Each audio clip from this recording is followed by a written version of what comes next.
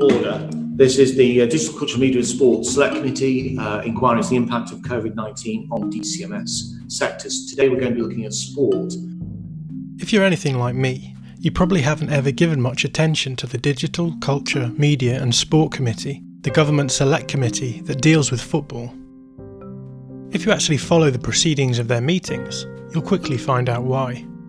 I have no interest to declare apart from membership of a lovely cricket club in Frinton. But that doesn't mean that they're not important. And our first panel of witnesses, we will have Rick Parry, the chairman of the English Football League. Good morning, Rick. Good morning. Last week, the committee interviewed Rick Parry to talk to him about the impact of COVID-19 on the lower tiers of English football. Worst case scenario, after, say, the next 12 months, as we come out of this COVID-19 situation, how many football clubs in the EFL could we lose as a result? Worst case scenario. Parry was bullish, attacking the financial structures underpinning the game in Britain. The EFL model financially was not great before the virus. We were in a position in 2018 where in the Championship, wages were 106% of turnover. That model is not sustainable at any time. It is definitely not sustainable during the virus. It is definitely not sustainable post-virus. So some harsh decisions have to be taken. Having eviscerated the whole system, he took more careful aim. Parachute payments are an evil that need to be eradicated. We have 6 clubs in the Championship in receipt of parachute payments, giving them an average of 40 million a club. The other 18 get 4.5 million each. So they are then struggling to try to keep up. If you want a culprit for the swingeing inequalities in English football, Parry seemed to be saying, then you need look no further than parachute payments. But what are parachute payments? And why are they so bad? In this episode we ask, are parachute payments holding British football back?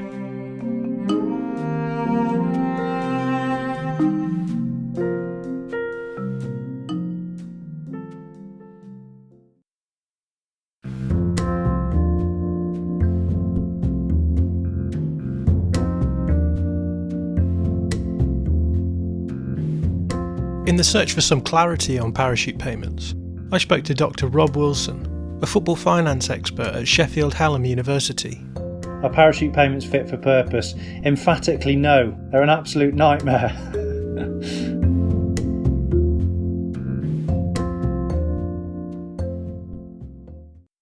Rick Parry raised the issue, I think, much more publicly when he did the parliamentary committee interview last weekend. He called them the evil that spreads throughout the Football League, and it very much resonated with me as the author of the paper that we're about to speak to in a little while.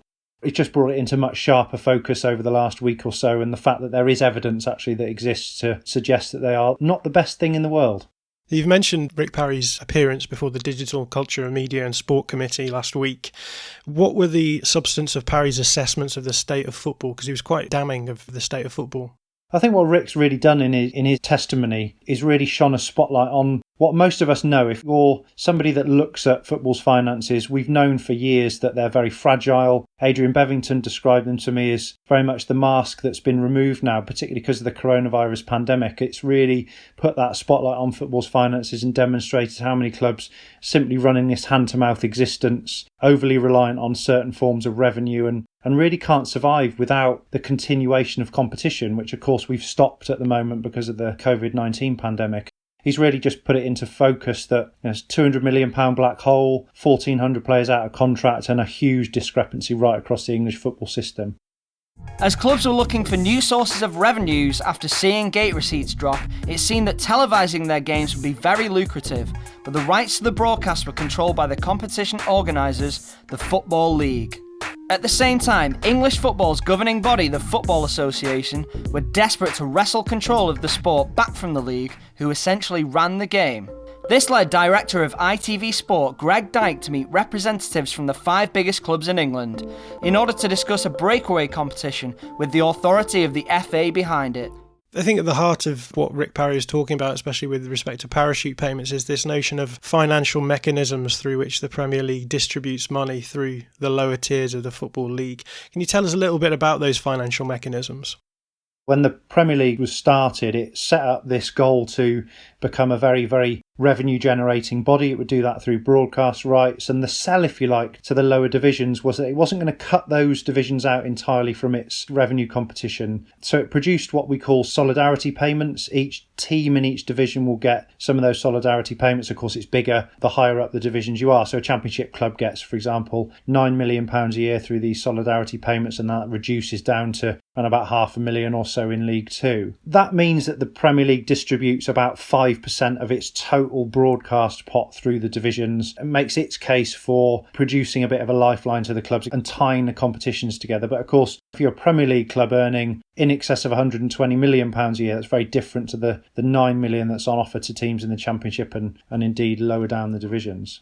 And the parachute payments then are just an extension of that financial mechanism, right, which deals with clubs that are dropping out of the top division, and presumably that mechanism is designed to stop them from suffering from the financial inequality that exists between those two leagues.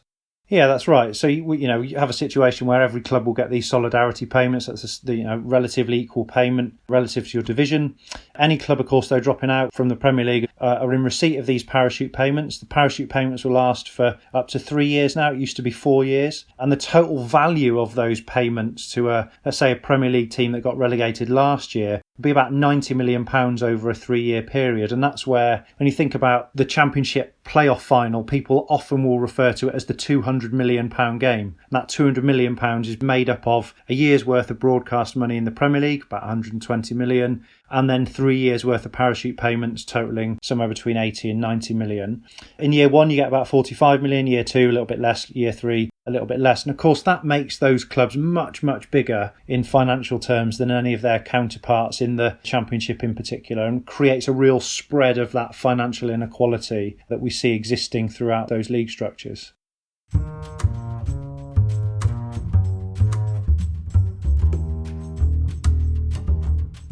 Could you give us a brief history of this system of financial support then? Was it there from the very beginning when the Premier League appeared? Yeah, pretty much. So when the clubs all came together in 92 to form essentially a breakaway, remember, they resigned their position as part of the Football League, the FA's Football League. And the sell, if you like, the proposition from what became the English Premier League was this abundance of revenue that it would generate. Now, in generating that, there was always going to be a couple of teams that would lose, because the Premier League always wanted to be a self-contained competition of around about 20 clubs.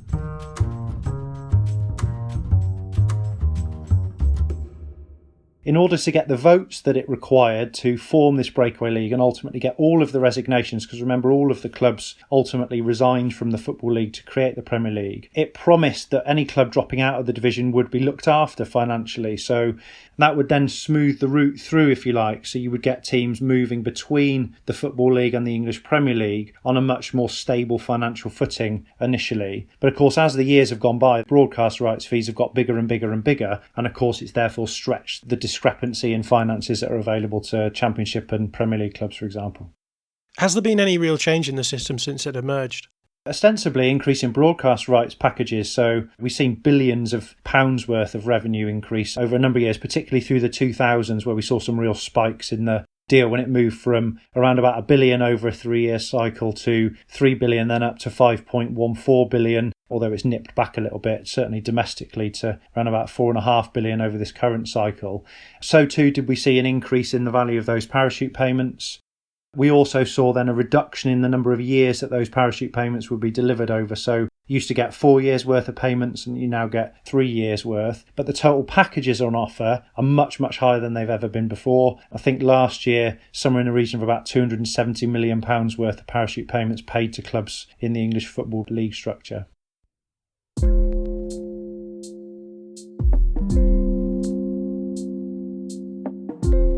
I'd like to go just into the structure of both the parachute payments and the solidarity payments, just so that we can get a handle on how they function.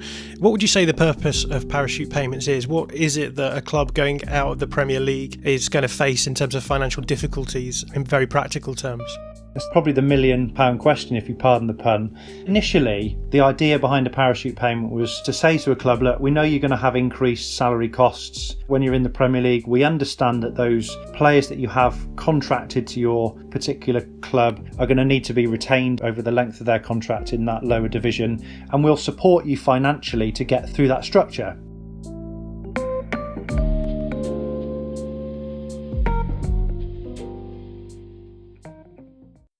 Now that, of course, was when there wasn't this huge gulf that we now have between the value of revenues in the Championship and values of revenues in the Premier League. As that gap has increased, what I think we've seen happen with parachute payments is they are now really quite abused. They're abused by players and agents. So a player's agent in the Premier League will say, well, you can afford to pay for my client over the next 3 years, because even if you do get relegated, you're going to get these big parachute payments. So go straight back out into the player wage packets. What you've also seen is clubs dropping out of the Premier League, using those parachute payments to form what we would call competitive advantage. So they're able to be much more aggressive in the transfer market, for example, pay wages that are way in excess of what you might normally expect to see in the English Championship. And what that creates is this gulf in competitive balance and this inequality that then exists in the Championship. So my view is they were initially set up as a safety net. What they're now being used for is almost being abused and giving those teams a much, much higher degree of competitive advantage over their counterparts.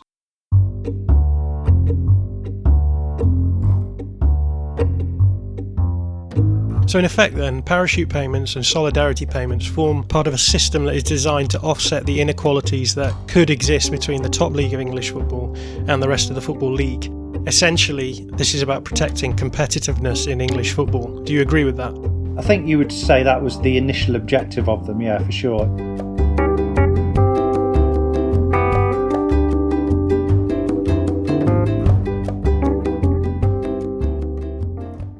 You've just had a paper published with some colleagues entitled Parachute Payments in English Football, Softening the Landing or Distorting the Balance. Could you give us the broad strokes of what you were trying to do in this paper?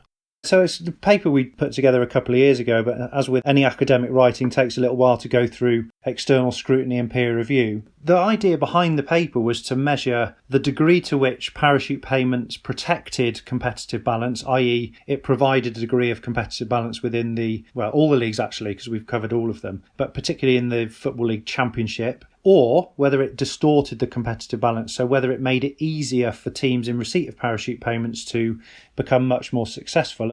If you were down the pub talking about this, you'd probably say, well, if those clubs are bigger in revenue terms, then the likelihood is they're going to be stronger on the field of play and more likely to get promoted. But as academics, you want to try and prove that statistically, so you've got some real evidence to support your findings. There was no preconceived idea with it. It wasn't about bashing parachute payments per se, although the outcomes of the paper are so significant, I think that you would argue that I get on my soapbox quite a lot with parachute payments and I really quite detest them. So what were the findings of the paper? The broad strokes of the paper are, if you're in receipt of a parachute payment, you're twice as likely to get promoted than anybody else in the Championship. You are significantly less likely to be relegated, although we're always going to get some outliers in that regard, and I think Sunderland's probably the biggest example of that in recent times, certainly the last couple of years. And that they create this inequality in competitive balance within the league, and they're gradually eroding the competitive balance of the Championship. Well, when we consider that the Championship is or perceived externally as a very competitive league, Premier League have said it's the envy of second-tier competitions right across the world, I think that gives you much broader policy implications about where the future lies for that particular division. The concept of competition is important in your research on this topic. Why was that the case? I think if you look at any economic theory, what we want as fans are games that we don't know the result, so that we turn up to a game, if we're going to watch that as a fan, we don't know who's going to win. If we tune in on television, we don't know who's going to win. There's going to be the pitting of this sporting contest between two teams that could go either way. That's what drives our interest as fans. Of course, it's great to watch our team winning, but we love the competition that winning generates. And as you generate more and more competitive balance and a higher degree of uncertainty of outcome, the economic theory kind of continues that you will generate more in the way of broadcast revenue because more people will be interested in watching it. You will generate more sponsorship revenue, you will generate more commercial revenue, you'll generate more match day ticket sales. Ultimately, that's the fabric on which professional sport has been built. That's the fabric on which the Premier League was established way back in 1992, a fast, exciting, competitive league. What we've seen is an erosion of that competitive balance which then strikes a little bit of fear into me from a revenue generation point of view in the future. I might argue that the current Premier League TV deal, this 4.54 billion that they've just generated over a 3-year cycle, has reduced what they were originally hoping for from about 5.1 billion. So I think we're starting to see the signs that competitive balance is having an impact on revenue generation.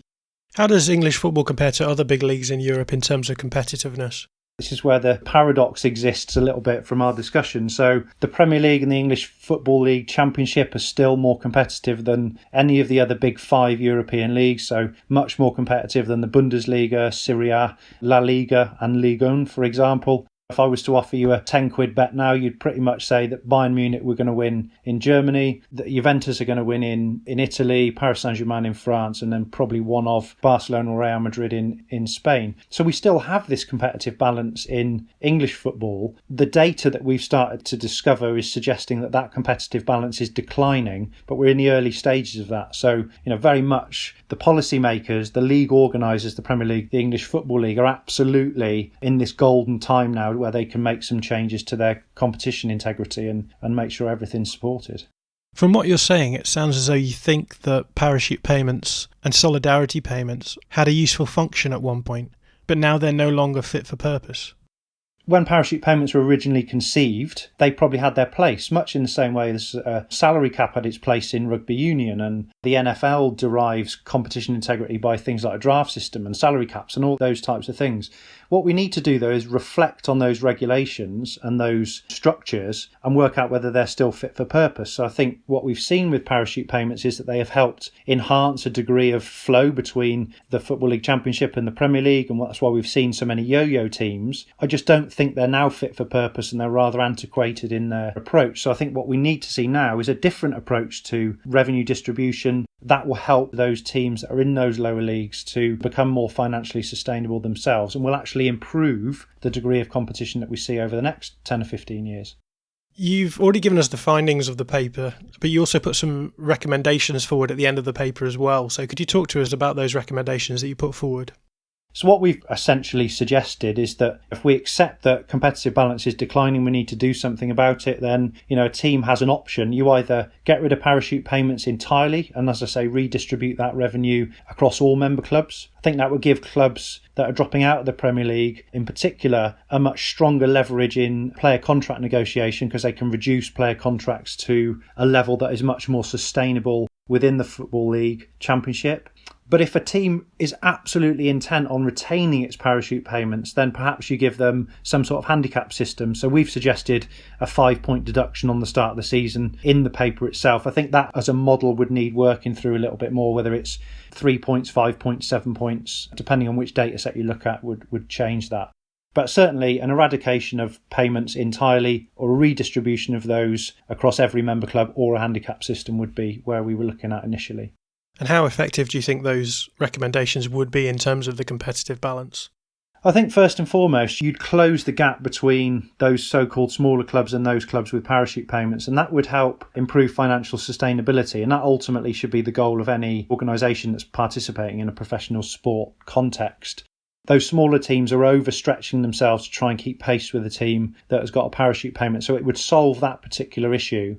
And in doing so, because you're then equalising the revenues on offer for a lot of those teams, you're going to end up with a greater degree of financial balance, which should lead itself to a greater degree of sporting integrity, which would allow clubs to improve their competitive balance over, the next 3 to 5 years. I think that's ultimately where any decisions like those ones I've just outlined would lead the competition.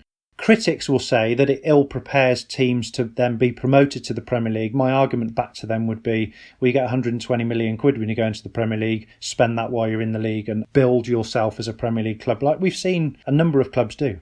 How likely do you think it is that these recommendations are going to be taken seriously by the organisations in power? That's a good question. I think the honest answer is I've no idea. We've said consistently that we're open to discuss these findings with anybody. The media have picked up on the paper once or twice. I think it was originally published in The Independent by Richard Edwards. I know it's been covered in The Guardian. There's some stuff gone out this week via Off the Pitch. So the profile of the work's there. My concern is that because it wasn't commissioned by the Premier League or EFL, they might just, not really look at it or think, well, it's just an academic paper. It's all very objective based analysis. But I think that's where the real integrity of the paper is. We don't have an axe to grind. We don't write these research articles with a particular team in mind. They are very objective, academically rigorous papers. They've been externally reviewed by probably 2 or 3 other people. And I'd love to speak to the Premier League and the English Football Championship about the findings. And I really hope they've just Googled parachute payments research, because had they done that, the Premier League statement would have been a bit more on the money last week.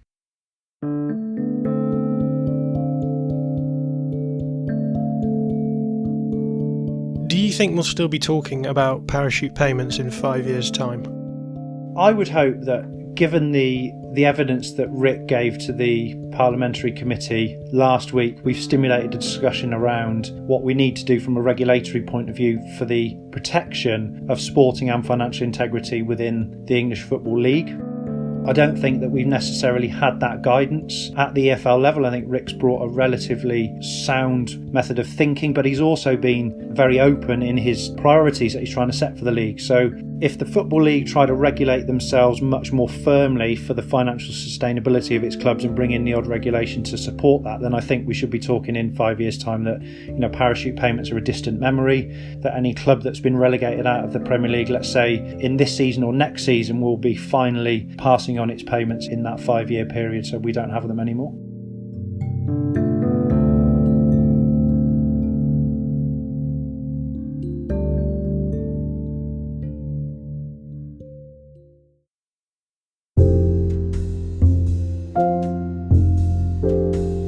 Rob Wilson is a football finance expert at Sheffield Hallam University. This episode was produced by Josh Schneider-Weiler. I'm John Mackenzie. Thanks for listening to Football Today. If you enjoyed this podcast, why not subscribe to our Patreon and get a raft of bonus material? Or if you can't spare the cash, why not help us out by sharing an episode with a friend? See you next time.